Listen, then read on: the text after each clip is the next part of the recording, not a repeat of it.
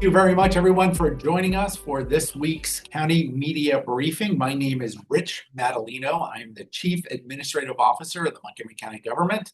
I'm filling in this week for County Executive Mark Eldridge, who is in China as we speak on a trade mission to China and Japan over the next few days. This is his 7th trade mission since he became county executive.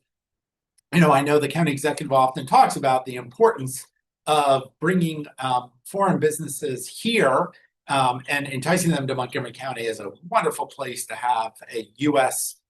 Headquarters, an entry point into the country, and returning to some of the same communities and businesses to build those relationships and let them know throughout Asia, Europe, Latin America, Montgomery County, Maryland is a wonderful place to do business and to access the American market. So unfortunately, because he is 12 hours ahead of us, he is unable to join. So I am fortunate to be joined today by our outstanding U.S. Representative, Congressman Jamie Raskin. So we are at the Silver Spring Center for the Montgomery County Department of Health and Human Services.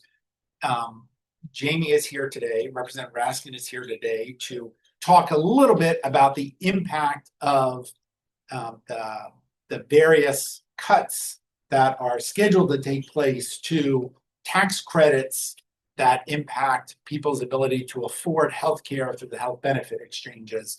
Get a chance to meet with some of our incredible navigator staff,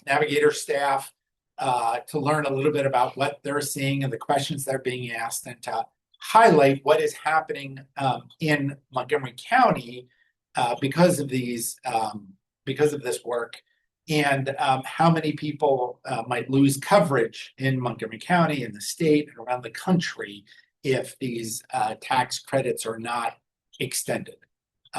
So I want to make sure that Congressman Raskin has a few moments to talk about what he saw today, what he's concerned about, the work that he's doing, and at the same time, to talk a little bit about the amazing rallies that occurred across our community, across the country on Saturday for the No Kings March. I know somehow you were out on the streets of Montgomery County, and yet were the keynote speaker in Philadelphia in person at the same time. So, to talk a little bit about the energy you saw and how people are aggravated with what is happening in the country. They're coming out. I mean, I saw large groups on Connecticut Avenue, on 355 in front of Strathmore, thousands in front of Leisure World out demonstrating, little demonstrations. Huge one in Olney. And yes, yeah. and well, everything big in Olney happened. Yes. But we saw, again, 22 different demonstrations across the county. So, Congressman Raskin, what did you see today? What do you want the people of our community to know? And of course, whatever else you want to talk to the people of Montgomery County and the local media. Well, thank you, Mr. Acting County Executive, in lieu of Mark Eldridge, and hello to Mark if you're tuning in from somewhere in China. But it's a thrill to be with you. And let me say a word about what happened over the weekend with the No Kings rallies, which were just so extraordinary. There were more than 7 million people across the country who participated. There were tens of thousands of people from Montgomery County participating everywhere, from going down to the mall to Washington, to the highway overpasses with Joe Ortman Faust in Silver Spring, to NIH in Rockville, where Senators Van Hollen and Alsobrooks were, to Bethesda, Kensington, throughout Rockville. Really just amazing what was happening all over the place, and Cabin John.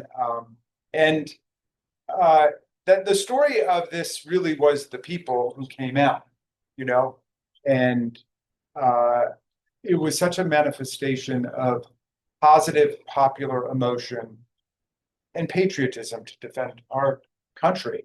And so I was really disappointed in my colleague, Mike Johnson, who spent the week before saying that this was a Hate America rally. We already saw the Hate America rally. That was on January 6th, 2021, where they unleashed a violent insurrection against the Capitol, against the Constitution. They wounded and injured more than 140 police officers. And there were officers from Montgomery County, as well as from DC, other parts of Maryland, Virginia, who were out there. They chanted, hang Mike Pence, and they tried to overturn a presidential election. That's what a Hate America rally looks like. What we saw over the weekend was a Love America rally. It was a Love America movement, and that is a movement that's opposing all of the authoritarianism. Now, speaking of which, the authoritarianism we're dealing with right now is a massive assault on the healthcare rights of the American people. We don't have one national healthcare system like they've got in Canada or in most of the advanced industrial democracies. So we've got the Medicare program, we've got the Medicaid program, we've got the Affordable Care Act program with the tax credits. Okay. And then stuff at the state and local level, fortunately, we have here in Maryland. But the point I'm making is that we need to be solidifying and beefing up this kind of program until we can get to what I hope will be a national healthcare system. But in the meantime, we shouldn't be turning the clock back. But that's exactly what my Republican colleagues have done. They've shut down the government, they've shut down the Congress, all so they can defend their shutting down of Medicaid coverage for millions of people and shutting down people's ability to pay their monthly premiums under the Affordable Care Act. Now, these tax credits have been absolutely vital for people's ability to participate in the ACA program. I've got 45,000 people who are my constituents in the 8th District who've enrolled in the ACA program and get the tax credits. That enables them to make ends meet. They wouldn't be able to afford it otherwise. That's why they're getting them. Well, by pulling the plug on the monthly premium tax credits, the subsidies that we give people, the Republicans have caused premiums to go up more than 100% across the country. In some places, more than 200%.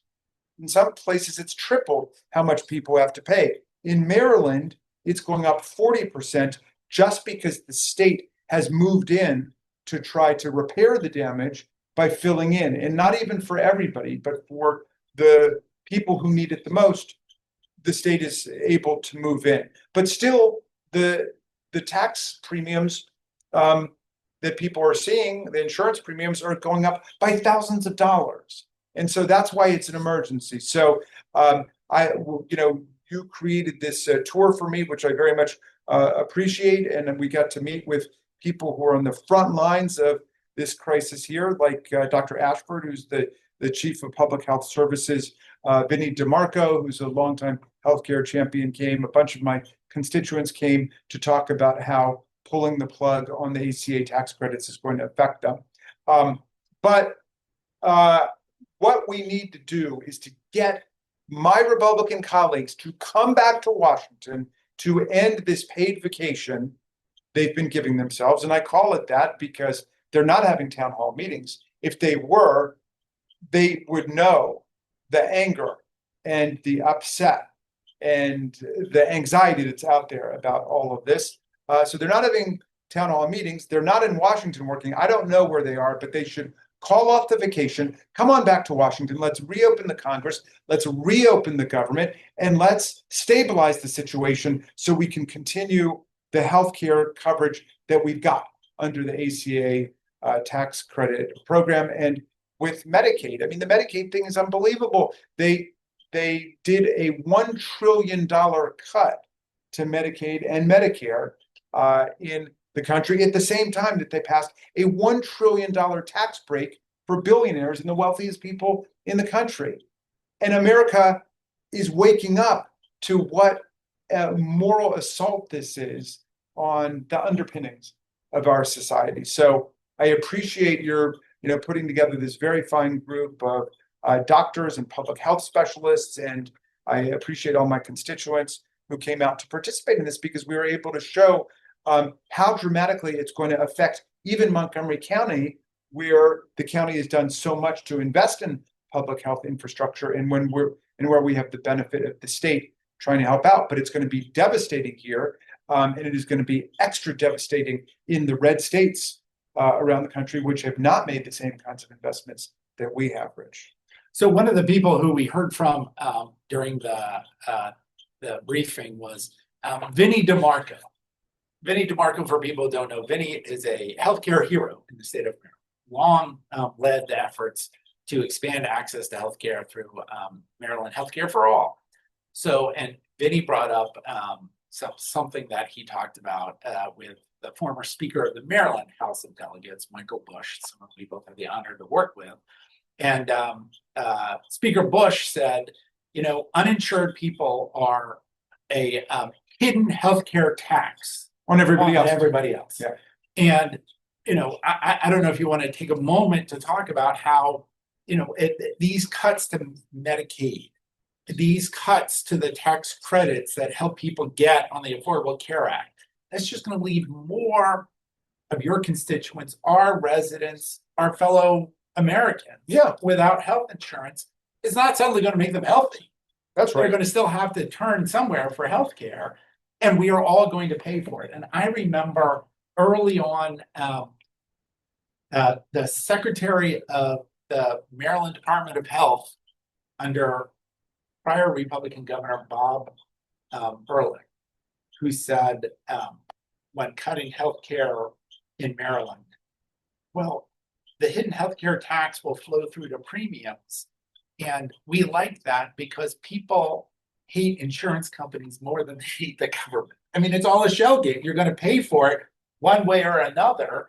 And just what you said, these tax cuts to the wealthy, pushing people off of healthcare, all in the end, we're only going to pay more. The most expensive way. We're going to pay more in our premiums as opposed to Medicaid for all, which would be the cheapest option for healthcare in America. Right. Okay. So let's say you actually didn't care about the people who are about to lose their Medicaid coverage. Let's say you didn't care about the people who are not going to be able to participate in the Affordable Care Act anymore. How is it going to affect everybody else? Well, the first thing is with millions of people across the country here in Maryland. I don't know if they've got the exact numbers, but I know I'm going to tens of thousands of my constituents are going to be losing their coverage. You add all of that up, what does it mean? A sicker society, right?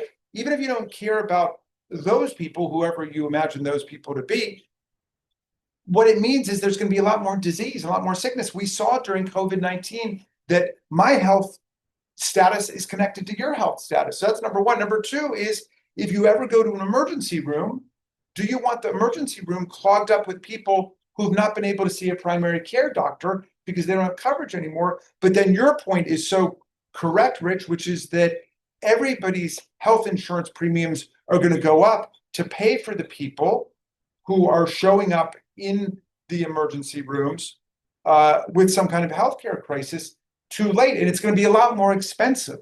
It's a lot more expensive to show up when you're, stage 3 breast cancer than when you're stage 1 breast cancer. Well, and we heard that from Dr.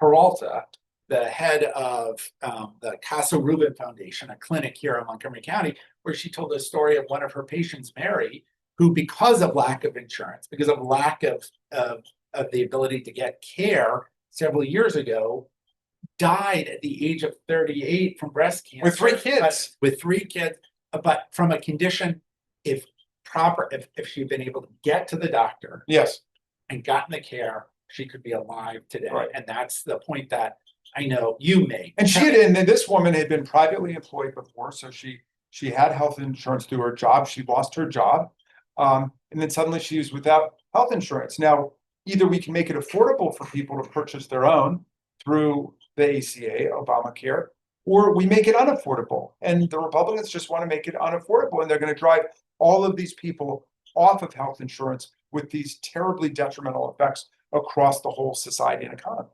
As the county executive says, many people say, the reality is people will die as a result of these decisions. I should say one other thing. There's been a systematic attack on scientific and healthcare research at NIH. We've been fighting that from the beginning too.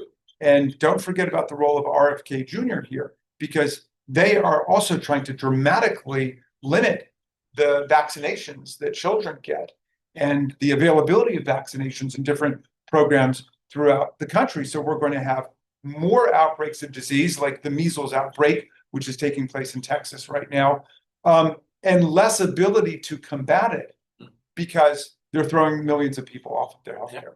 I realized as I was listening to you before that there is a fine print to make America great again, and that's for those fortunate enough to survive. Yeah, and that. And I'm not sure how great it's going to be for the people who survive either. Okay, so I could keep asking you questions and going back and forth. I spent years doing that, so that was always wonderful. You did indeed. But I know there might be people online who want to ask questions. Can you, if there's a reporter online who wants to ask a question, please raise your hand.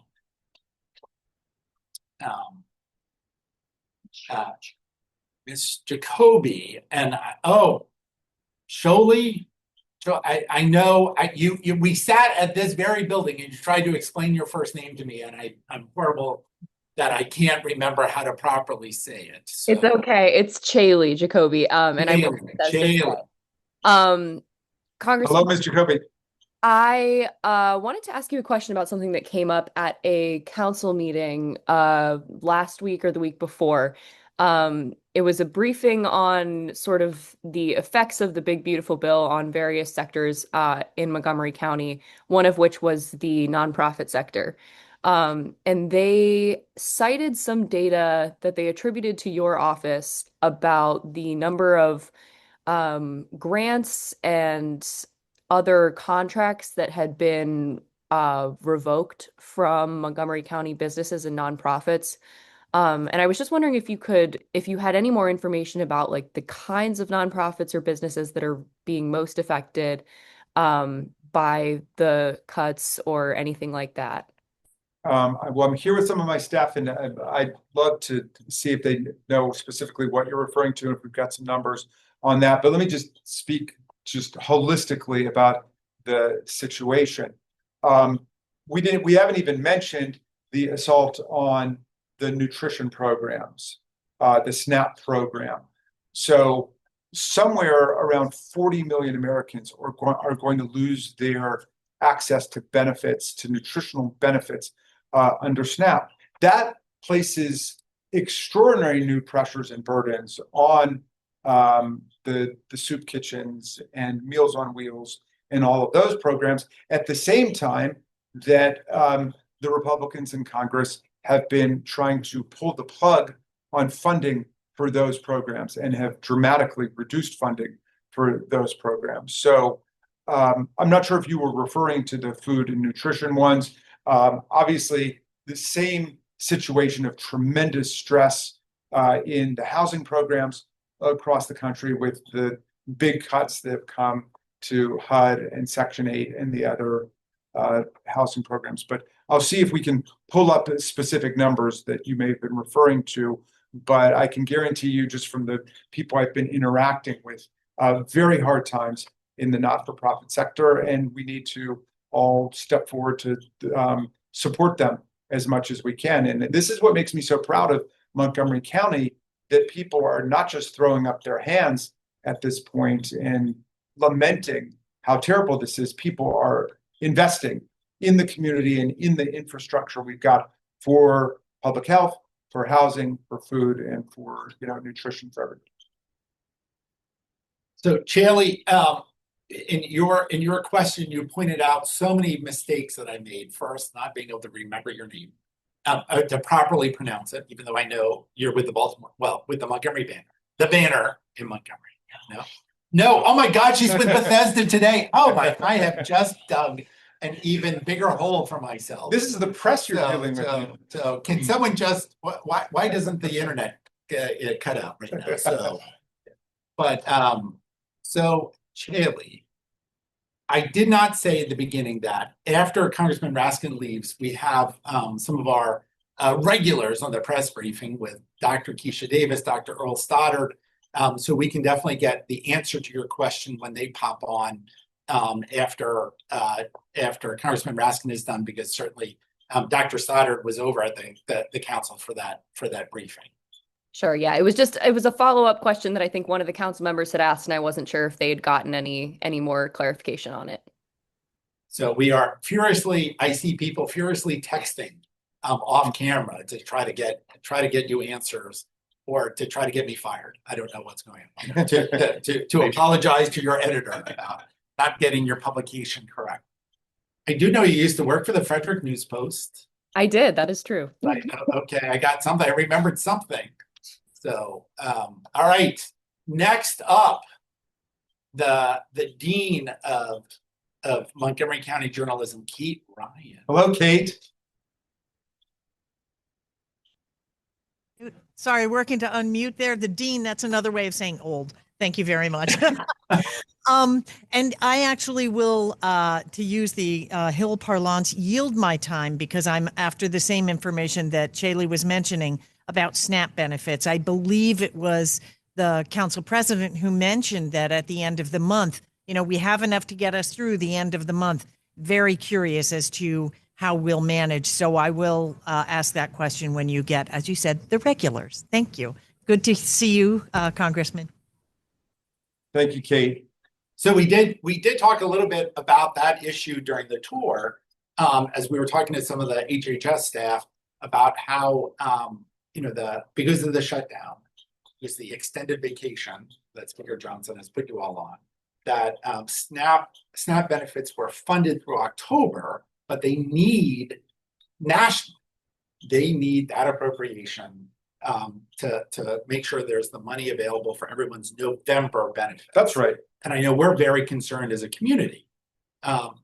We have thousands of people on SNAP, tens of thousands of people on SNAP benefits in Montgomery County. There are other parts of the state and country that have a far greater proportion of people. And without that money, they're not going to eat. Yes. And, it's another reason why you got to get, and I know you would be there in a half an hour. Yeah. But we got to get the shutdown over so that we can get these things back and running. I mean, a government shutdown, by the way, doesn't mean that Congress has to shut down. The Senate is in business, and we could be in business working to try to get to solutions now. And we need it because it's an emergency in the lives of people who are facing this healthcare calamity cliff that we're on. And it's an emergency in the lives of families that depend on the SNAP program and depend on nutrition. So we've got great local groups, including Tommy's Pantry, which are doing whatever they can to step up to help people. Groups like Small Things Matter all over the county that are working to help people. But of course, that we can't depend just on private charity to get through this. This is a public good, just like defense. We put $750 billion into defense, even when there's no war going on. And this is part of our defense against weakness and illness and disease and, nutritional problems. We invest in food for our people, and we should be the breadbasket of certainly the Americas, if not the world. We've got farmers who are trying to produce. We know they're being undercut by these terrible tariffs, which are illegal and unconstitutional. I'm hoping the Supreme Court follows through on these lower court decisions and gets rid of them. But in any event, we've got the food, we've got the wealth. We're the wealthiest country that's ever existed. We should not have people hungry. We should have children going hungry in our society. Absolutely. And we're doing a lot of work in Montgomery County to make sure that does not happen. So next question, and my understanding is you have to leave at 11:45, so this might have to be our last question from Ginny Bixby, who is with the banner. Yes, hi. Thank you, Rich. And hi, Congressman Raskin. I actually, in our office this morning, we were trying to figure out how many, and I don't know if this number exists, but perhaps if you know with your constituency, how many people have been furloughed in your constituency, or if someone from your staff can follow up with that number. And then to follow up, I was curious, what are the top 3 concerns you're hearing from furloughed employees contacting your office? Like, what are their immediate crises and their families? Yes, thank you for that. We'll try to get the most up-to-date exact numbers on how many people have been furloughed. It's definitely in the thousands. I represent more than 55,000 federal workers, tens of thousands of federal contractors.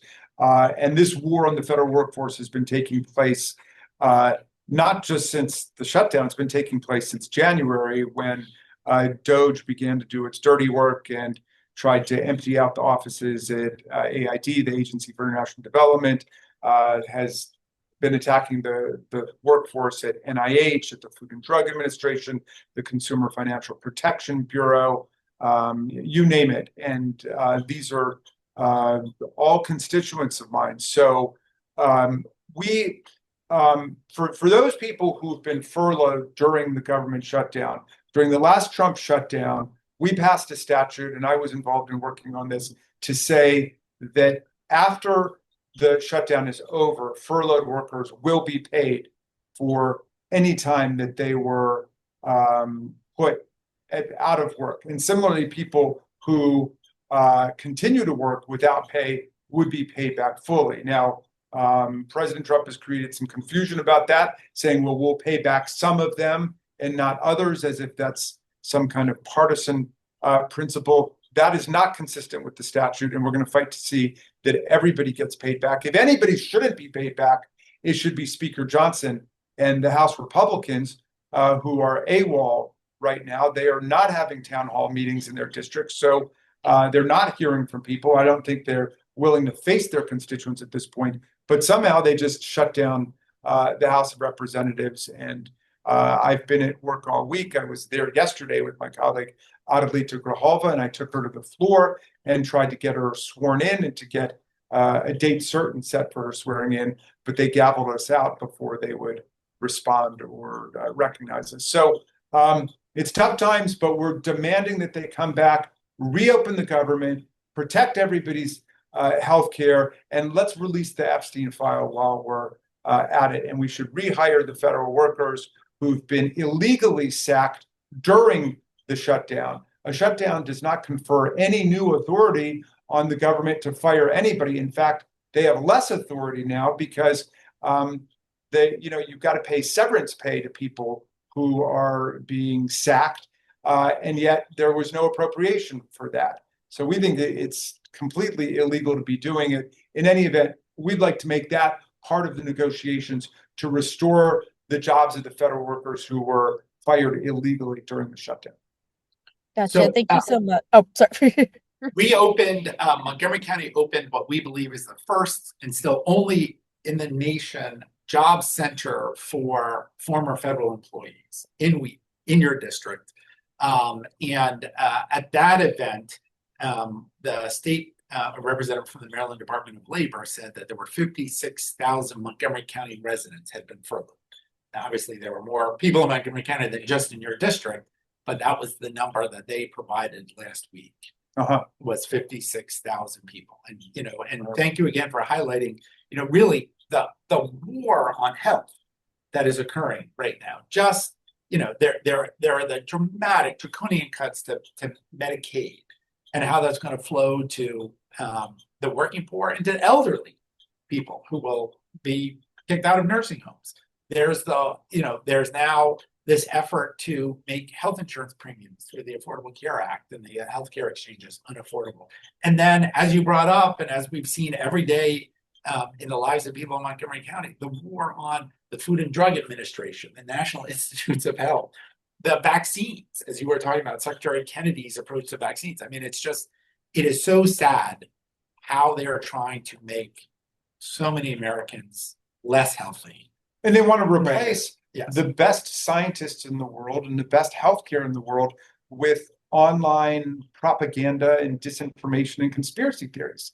It is just intolerable what's taking place. So we are indeed in a fight for the healthcare of the people and for science, and Montgomery County is right in the center of it. And I want to salute all of my constituents, federal workers, federal contractors, and other citizens who are in this fight too, for trying to defend all of our people against this onslaught. So I thank you for your support in this process. We are urging the Republicans to come back to Washington and reopen the government, and let's reopen healthcare and science for the American people. All right. Well, thank you very much, Congressman Jamie Raskin, for coming by today and participating in not only the briefing before on the tour, but today's media briefing. Thank you for what you do. It's my honor, Rich, and thank you for everything you're doing and all the great workers in Montgomery County. But people, don't go anywhere online, because we are going to continue on with our briefing. So with our HHS crew, will be coming up to join the table. So online, I noticed we have Sean O'Donnell. We have Dr. Keisha Davis with us, Dr. Earl Stoddard with us. Let me see if I can make the frame big enough for the three of us. No, it's fine. It's fine. So anyway, Dr. Davis, have anything you'd like to add? I know you had a big day yesterday before the county council, and of course we want to thank the county council for everything that they do in making sure that we have the resources to do the great things across our county government. Thank you, Rich. I will just give highlights. Yesterday, we presented the Board of Health update to County Council, so I'll just give a few quick highlights on that. This time around, we shared our chronic disease update, which we haven't given for a while. And in that, we saw that heart disease, cancer, and cerebrovascular disease are the top 3 leading causes of death in Montgomery County for both men and women. The good news in that is that COVID a few years ago was number 3 on that list. It has dropped to number 7. But the caveat is we know that having a COVID infection increases the risk for having some of those complications like heart disease and cerebrovascular effects. And we know that the safest way to not get COVID and to not have those impacts is to get a COVID vaccine. So we still encourage folks to get those COVID vaccines. This is a great time of year to do it. COVID is low, flu and RSV have not quite ramped up yet. So we still encourage everyone to get those vaccines. Some of the other things that we highlighted in the report when we're thinking about chronic disease, especially cancers, we looked at some disparities. And so we see in Black women, while Black women are less likely to develop breast cancer, they are more likely to show up with the disease at a later stage and more likely to die from it. And so raising awareness, especially in Breast Cancer Awareness Month, about the importance of early screening, getting connected to care, and being treated. What we also saw was in prostate cancer, while we have often talked about prostate cancer rates being high in Black men, what we also saw was an increase in late-stage diagnoses for prostate cancer for Latino men. And so we are working with our Latino Health Initiative and other community organizations to help get the word out for those screenings. Both prostate cancer and breast cancer, we know if they are caught early, people do much better. And so it speaks again to the importance of having health insurance to be able to get those screenings, the importance of Medicaid, Affordable Care Act subsidies, all of those things that keep people insured so that they can get these health issues addressed early for prevention. One other thing that we addressed was looking at some of the social determinants of health. And so we saw that Montgomery County has decreasing housing affordability, meaning it's more expensive to get a home in the county, and increasing food insecurity, which will only be worsened by the impact of SNAP and other food nutrition programs. We know that housing and food equal health. And so the importance of having those programs, having access to that in the county helps to impact the overall health of the county. We also looked at substance use rates as well as other mental health and suicidality. We are excited that we have continued to see a decrease in overdose mortality, 10% decrease in overdose mortality overall, a 3% decrease in fentanyl mortality. That's just in this year, calendar year 25. Calendar year 24, we also saw quite a significant drop. So we continue those efforts on decreasing mortality. We also recognize that those suicide rates have gone up a little bit, and Montgomery County averages higher than the rest of the state. And we recognize that we are going into a stressful time of year. This time of year, heading into the holidays, is stressful. We tend to see more mental health issues, and we are layering on top of that the added burden of federal shutdowns and insecurity. And so we recognize that this is a hard time for people. We ask people to Think about your mental health. Look out for those who are around you. Remember that we have 988 as a resource for people who might be struggling right now. And so this is a time when the community really needs to come together and support each other. And with that, I don't know if Mr. O'Donnell, Mr. COVID has any additional comments on COVID or other infectious diseases. I just want to thank you. I just want to mention that in the discussion of insurance coverages, that all those with a recognized insurance, including Medicaid, Medicare, COVID vaccines are fully covered, flu vaccines fully covered. I believe the RSV vaccine is covered also for those recommended. Looking at the data from the state Immunet, last year Montgomery County residents got to 42% with a flu vaccination. It could certainly be higher. That means a lot of people with insurance did not get their flu vaccination. This year, we're already to almost 19% having that shot. So there's still a long ways to go. It's the perfect time to get your flu shot, to get your COVID shot. Again, if you've got that insurance, please use it. There should not be a cost to you to get it, and you'll be protected through the season. So we had, I think, it was about 5,000 hospitalizations in Maryland to COVID last year, and about 8,000 for flu. So very important to get these shots, and about 2,000 for RSV. So getting those shots helps prevent a serious illness and a hospitalization. So I'm thrilled to say I'm already vaccinated for the flu, but how would I go about getting a COVID vaccination? So most pharmacies are stocking the COVID vaccine, so you can get it at a local pharmacy. You can also get it at your doctor's office. You should not have any hiccups. So the Maryland Department of Health and the Secretary of Health have put a blanket order that anybody who wants the COVID vaccine should get it. There are some states that are putting that barrier that you need to have some proof of having a certified condition to be able to get it. Maryland has put that aside, so anybody who wants it can get it. The biggest issue we've had is people from DC and Virginia coming to grab our slots. Now, it is going through insurance, so you may find that this pharmacy doesn't take your insurance, and so you need to go somewhere else, but it should be covered, and you should be able to find a place that's getting it. I would say if you are having trouble, or you're hearing from pharmacies that they aren't stocking it or don't have it, or are making you jump through hoops to get it, please let us know so we can address it. All right. Thank you. And I know you called Sean Mr. COVID. But he is also the local president of the Josh Allen fan club out there. So, and anyone has a question about the Buffalo Bills, you should definitely address Sean with that during today's call. So I want to point out a few other data points or some developments for the county. Probably, hopefully people know that the county executive has nominated Gabe Albornoz to be our new director of the Montgomery County Department of Recreation. Gabe spent many years, I think 10 years, as the director of recreation during the Leggett administration. So he spent the last 7 years as a member of the county council.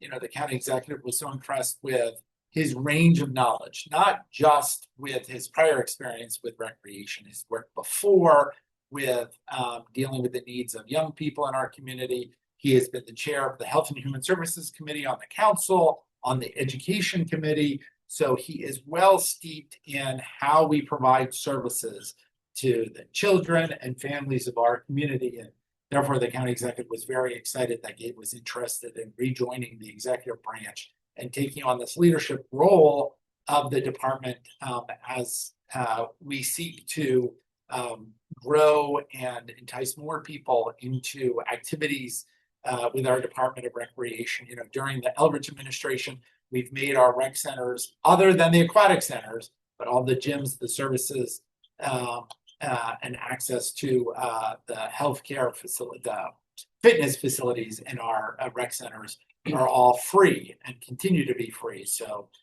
we put out a range of amazing services through the Department of Recreation, and we expect the department will only continue to excel under the leadership of Gabe Albornoz.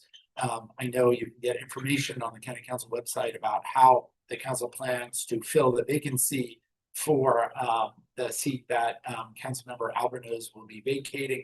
The council won't be taking up his nomination until December.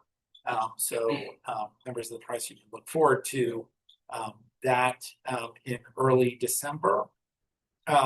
This is Economic Development Week across the state of Maryland. The county executive is doing that through his international trade mission.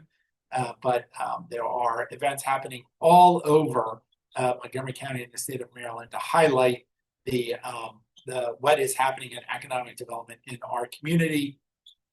So great time to celebrate a local business, thank a small business, go out to a restaurant and enjoy Economic Development Week. It is also Cybersecurity Awareness Week across our country, and or month, Cybersecurity Month. So people in Montgomery County should know that we take cybersecurity very seriously as an organization. We do, each and every one of us has to do monthly trainings to follow up on exactly what we need to do to keep all of our private data secure in Montgomery County. Obviously, Dr. Davis knows through HIPAA, and we store lots of information about people, and we take this very seriously in Montgomery County. We hope all county residents, businesses take this issue very seriously. Sunday is Halloween in Wheaton, so it's the beginning of the Halloween holidays. Come out, get dressed, put on a costume, make some pumpkins, decorate some pumpkins in Wheaton on Sunday. And of course, the one and only David Sedaris is performing at Strathmore Sunday, which is a big thing because, again, Strathmore, a magnificent music center that is only busier than ever as acts that once may have entertained at the Kennedy Center are looking for another venue to perform in the Washington region. And certainly the Strathmore Performing Arts Center is filling that void. You know, it's going to get darker earlier. We're going to be changing the clock soon. It is critically important when we think about Halloween or we think about any day of the week to be careful with pedestrians.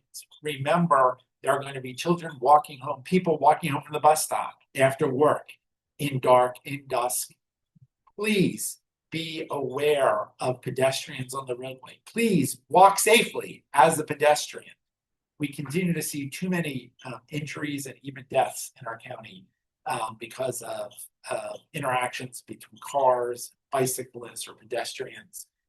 It's horrible. It's horrible for any family to go through, but just take a moment as we get into the season when we see, in fact, right, the largest number of injuries for bicyclists and pedestrians because of that early sunset that will start occurring. So just please, and for the press, reiterate to our drivers, our bicyclists, our pedestrians, that you have to be extra cautious this time of year, and especially on Halloween evening.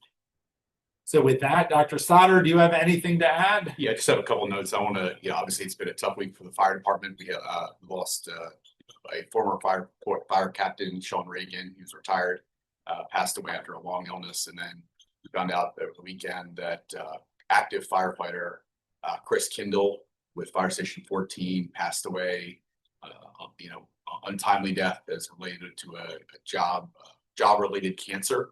So obviously, want to take a moment to recognize them and offer our condolences to their families and to their station mates, to the entire department for those losses. It reminds, as Dr. David said, the importance of getting early screening for cancers. We know that's extremely important within our fire rescue services. They are at greater risk of a number of different cancers. And so obviously that's an increased area of emphasis that we have in partnership with our International Association Firefighters, Local 1664. So I also wanted to say on Tuesday I had the honor to represent the county executive recognizing domestic violence awareness month this month. It's important. We actually just about a little over a week ago, we had a domestic violence related homicide in Montgomery County. In Montgomery County, domestic violence is one of those things where our homicide rate is very low, but it is one of the unfortunately more regular causes that we see is intimate partner violence, people who live with others. And obviously in the case of the homicide week last week, most Miss Monique Charles. She was returning home to Brooklyn when she was shot while talking to her mother. These are situations where they're terrible. There had been a history of stalking and domestic violence in that case. But obviously, if you know someone who's struggling with domestic violence, please have them come forward to our Montgomery County services. They can call our crisis center. They can access the Family Justice Center, operated by our sheriff's office. There are resources. There are free resources available for people who are experiencing domestic violence or stalking or threats of violence. Please come forward before violence becomes a part of your life or someone you love's life. So just want to recognize that. Thank you. All right, thank you. Are there any more questions, especially from Chaley with Bethesda Today? Yeah, I mean, I guess just if Dr. Stoddard, if you've heard anything back on the front as far as the impacts to nonprofits or the SNAP benefits that were that the council was briefed on last week. So I've been texting. I was off on the side texting. I haven't gotten back an answer on the nonprofit grants piece. I'll reach out to Ms. Bruskin and Mr. Murphy about the nonprofit grant impacts, particularly on those things.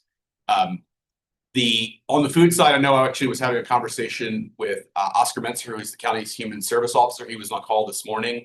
They're literally right now at the state of Maryland level trying to figure out exactly what's going to come on November 1st with regard to SNAP benefits. There's not a reappropriation for that period. And what that will likely mean is there's potential for either a delayed benefit or a reduced benefit based on what they're able to figure out over the next 9 or so days. Obviously, if the government reopens anytime between now and then, there's a reappropriation, things can move forward pretty seamlessly. But if we get to November 1st and there has not been a reappropriation, there very well may be impacts. I just can't tell you what those are going to be yet because the state is attempting to figure out some alternatives that might be able to mitigate some of those federal reductions. So certainly more to come on that. It's going to be a focus area for our food support networks, both in the Department of Health and Human Services and our unique Office of Food Systems Resilience in Montgomery County. Thank you. Kate. So I understand you're going to get more on SNAP for us, but I do wonder, do we have a dollar amount if it is not reappropriated for November? Is there a blanket dollar amount? And again, I know it's hard to trace because these are grants that go out to specific entities, right? But is there a ballpark, like if we don't get it, that's X millions of dollars that won't come to these agencies in Montgomery County and nonprofits that feed people? I'm sure we could find it, Kate. I don't have it at top of mind, but certainly I'm sure we have some projection of what loss of SNAP benefits would mean for Montgomery County. I will say our food providers, largely our nonprofit network, who does a lot of food division. You've seen. I heard Craig Rice, the executive director for MANA this morning, that they are absolutely seeing an increase in people coming in. And obviously they're sort of calling for philanthropic donations, which I'm sure Montgomery County, as it always has, will step up. But we'll get you a number on what the SNAP reduction would mean in terms of lost benefits on for every week or month that this shutdown continues. Thank you very much. Appreciate it. Kate, just off camera, is a very crestfallen Scott Peterson, who's appalled that we don't have the answer for you, but we will get you an answer. He's made it clear to us. Okay. Kate, your hand is still up, but I assume you're done. All right. Any other questions? All right. Thank you all very much for attending today. We'll get you those answers and have a wonderful afternoon.